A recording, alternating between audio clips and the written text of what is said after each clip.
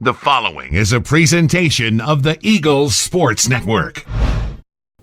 This is the Eagles Sports Network. I'm the voice of the Eagles, Adam Cavalier, alongside Carson-Newman head softball coach Michael Graves. Coach Graves, season finally upon you, and you head to a pretty formidable season-opening tournament in the Georgia College Invitational. The host Bobcats, Florida Tech, Emmanuel, who made a regional a year ago. How nice is it to start the season off with pretty much an instantaneous challenge for a team that has experience, but not necessarily experience here at Carson-Newman? Well, I mean, it's going to be a challenging and fun weekend. The whole week, we follow this up with a tournament down in Alabama, so we're immediately strengthening our schedule from the get-go. Hoping up with Florida Tech. I know they're a scrappy bunch. They like to run bases. They're pretty good at it stats-wise.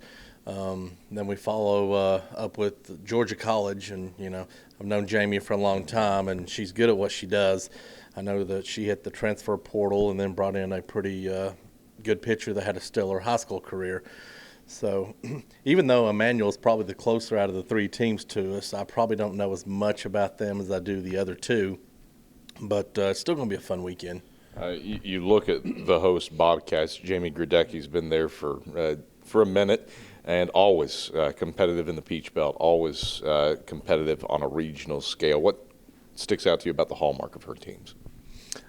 She's had a lot of speed in the past, and it kind of reminded me of Young Harris, when they had Emily and Natalie there at the top of their lineup. So she's relied on speed, and she's had good pitching in the past. And that one, I think Kayla Price maybe, name might slip me, but it seems like she was there for a long time and was very good for her. You look internally, and the first crack that you'll get at a team that is so weird because you really don't return a lot of starters.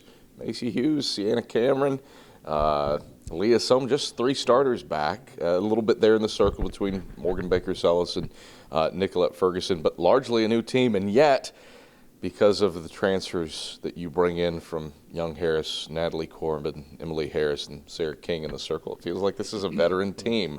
How have things gelled? What do you expect from what's really a new team but has some pretty substantial experience here in week one? Like you said, I know we only returned three starters, but, this team's as veteran as it gets.